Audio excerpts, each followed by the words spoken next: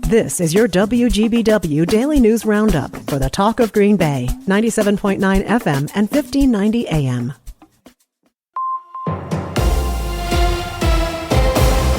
Civic Media News. I'm Terry Bell. Here's what Wisconsin needs to know. September 11th remembrances all over Wisconsin today. Flags are at half-staff to honor all who died 23 years ago. Governor Evers is encouraging acts of service. Nearly 3,000 people died after terrorists hijacked 4 passenger planes and crashed them. Civic Media political editor Dan Schaefer says Vice President Kamala Harris won last night's debate. On substance, on style, on so many different aspects. Kamala Harris had Donald Trump on his heels really from the very beginning, and he was never really able to recover. And it just felt like the same rambling Trump show that we've seen so many times over the last 8 or 9 years. Schaefer says Harris's performance will make the most favorable impression on undecided voters who are just starting to pay attention to the race. The Wisconsin Supreme Court will rule on whether mobile voting vans can be used in future elections. Justices heard oral arguments yesterday. A ruling is not expected until after the November election. Senator Tammy Baldwin says Wisconsin may have fewer doctors if abortion isn't codified nationwide. Savannah Tomei-Olson reports. Med schools here in the Badger State had a 10% drop in applications after the Dobbs decision. We are going to have severe issues in serving the needs of women in the state of Wisconsin. The Women's Health Protection Act would codify Roe v. Wade nationwide. I'm Savannah Tomei-Olson. Baldwin's opponent, Eric Hovde, supports an abortion ban after 12 to 14 weeks of pregnancy and says voters in each state should put the question to a referendum. People in Wisconsin have lower concentrations of forever chemicals in their blood than people in other states. That's according to a newly published PFAS study from the University of Wisconsin. Researchers found people who eat fish on a regular basis have higher levels than most, so do older white men who make more money. People in Wisconsin have a chance to see the northern lights again starting tonight. NOAA is predicting a minor geomagnetic storm tonight and tomorrow night. Unfortunately, it's also supposed to be too cloudy in Wisconsin for sky gazers to get a good look. I'm Terry Bell, Civic Media News. Now, here's what you need to know closer to home. For WGBW News, I'm Lisa Hale. Flags will fly at half-staff today throughout the state of Wisconsin in honor of 9/11 and the State Day of Service and Remembrance. Governor Tony Evers signed an order to pay respect to the almost 3,000 people who lost their lives in the 9/11 attacks. Evers encourages people to commit acts of service and kindness to honor those who died 23 years ago. Several 9/11 memorials and observances are planned today. In Kewaskum, 2 first responders will speak at the September 11th Remembrance event at 1 p.m. at the Wisconsin 9/11 Memorial and Education Center. In Oshkosh, EAA Aviation Museum is bringing 2 men who worked Ground Zero during and after the terrorist attacks in New York to speak at their 9/11 memorial presentation at 7 p.m. tonight. The Unified School District of De Pere is asking voters to approve a $22 million referendum to fund critical maintenance, safety, and security measures in the school district. The district's Board of Education will host town hall meetings in person and virtually to respond to staff and community questions. The first meeting for the general public is October 2nd at 6 p.m. at Heritage Elementary. See our story at WGBW.FM for additional information and links to virtual meetings. Two Rivers Police Department made its first official statement after skeletal human remains were found at a Girl Scout camp in Manitowoc County.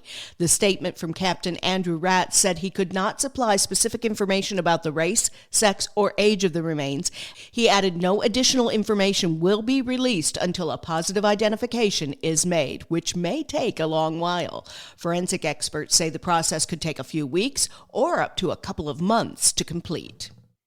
A 19-year-old Brillion woman was killed when she crashed her motorcycle into a semi-truck.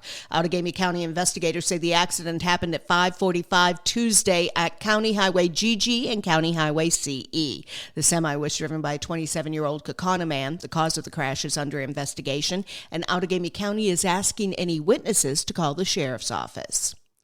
Menasha Packaging, a subsidiary of Menasha Corporation and Neenah, is spending $50 million and creating almost 25 new jobs as part of an expansion that will include a new press, automation, and robotics upgrades that will double the company's preprint capacity in North America.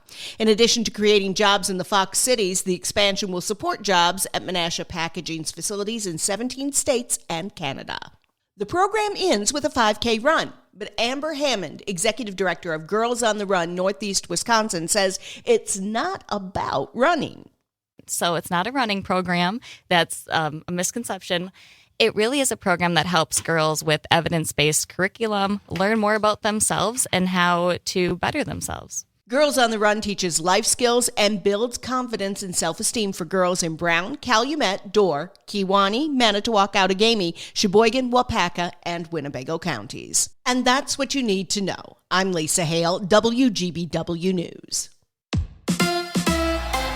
The Brewers start their road trip off with a win. Hi, I'm Jimmy Kuska with sports, filling in for Mike Clemens. Milwaukee did just enough to get a 3-2 win over the San Francisco Giants on Tuesday. Manager Pat Murphy said the offense had its struggles after getting 2 early runs in a game dominated by pitching. Guys competed, and the McGill and Williams at the end were really good, and thought it was a good effort by our pitching staff for sure, and our defense, and then obviously coming out and getting 2 early runs.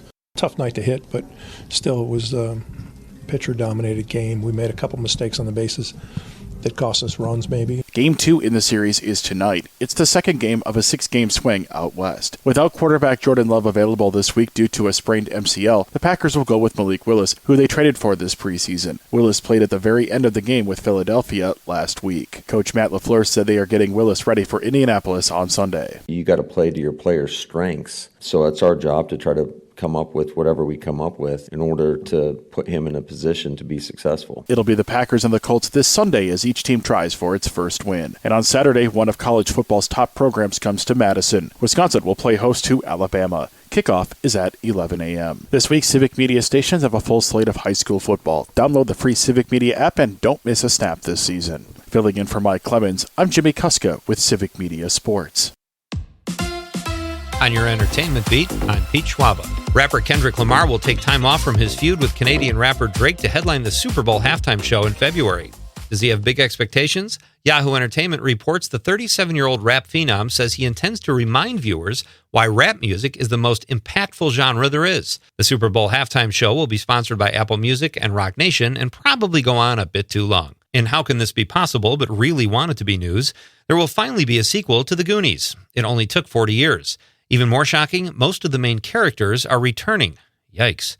Chris Columbus, who wrote the original as well as Home Alone, is expected to write the new script. My guess is that this time around, the friends are trying to save their assisted living facility and challenge the developers to a shuffleboard off while eating boiled meat. The sequel to The Goonies is scheduled to start filming next year and will most likely be released in 26 or 27. I almost feel sorry for the Kardashians. They just want to be left alone, but attention seems to find them. Take Dream Kardashian, for example. She's had a really big week, making her modeling debut, walking the runway with sass and attitude, creating a new Instagram page, and recently releasing her first single, a saucy tune called Besties Do It Better. The really amazing part? She's 7 and in 2nd grade. Oh, but don't worry, there is serious parental oversight. Dream's parents are Blac Chyna and Rob Kardashian, the youngest and chubbiest of the Kardashian brood. I'll just leave you with a sample size of the lyrics for Besties Do It Better.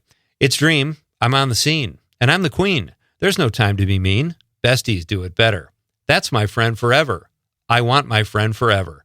Besties do it better. Her parents are terrible songwriters.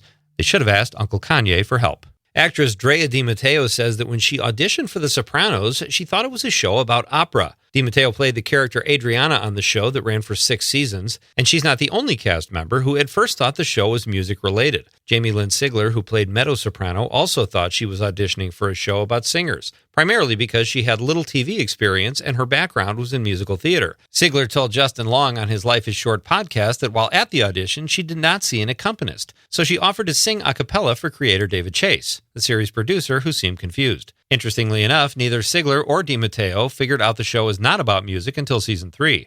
I made that last part up. These and other fun stories about The Sopranos can be viewed in the new documentary Wise Guy, David Chase and The Sopranos, airing on Max. For more showbiz fun, tune into Nightlight with me, Pete Schwaba, weeknights from 6 to 8 p.m. on the Civic Media Radio Network. It is going to be partly cloudy today with a high in the low to mid 80s this afternoon. The wind out of the south at around 5 to 15. Tonight, partly cloudy, low in the mid 50s. Tomorrow, sunshine with a high in the mid to upper 80s. I'm meteorologist Sean Cable. Right now, it's 64. That's your WGBW Daily News Roundup from Civic Media. Subscribe to this podcast on Spotify, Apple, or wherever you find your podcasts. Find more news at WGBW.FM.